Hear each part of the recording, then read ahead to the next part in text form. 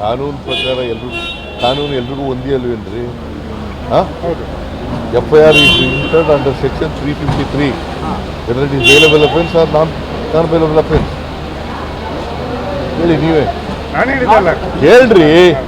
Bailable ಅಫೆನ್ಸ್ಗೂ ಅಲ್ಲ, it's non bailable offence. 7 years imprisonment ಇದೆ. ಏನು ಮಾಡಬೇಕು ಹೇಳಿ?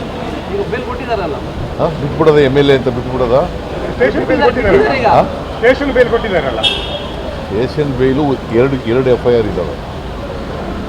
2 ದಿನ ಗಲಾಟೆ ಮಾಡಿದ್ದಾರೆ ಪೊಲೀಸ್ನವ್ರಿಗೆ.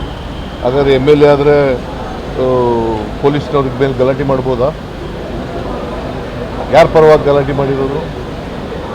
ಕಾನೂನು ಪ್ರಕಾರ ಕಾನೂನು ಎಲ್ರಿಗೂ ಒಂದೇ ಅಲ್ವೇನ್ರಿ? ಹೌದು. FIR is registered under section 353, whether it is bailable offence or non-bailable offence. ಹೇಳಿ ನೀವೇ ನಾನು ಹೇಳಿದ್ದಲ್ಲ.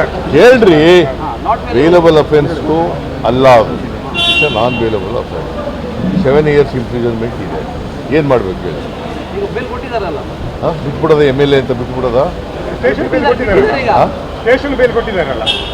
ಸ್ಟೇಷನ್ ಬೇಲು ಎರಡು FIR ಇದ್ದಾವೆ.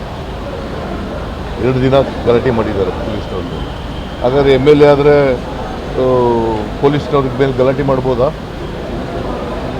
ಯಾರ ಪರವಾಗಿ ಗಲಾಟೆ ಮಾಡಿರೋದು?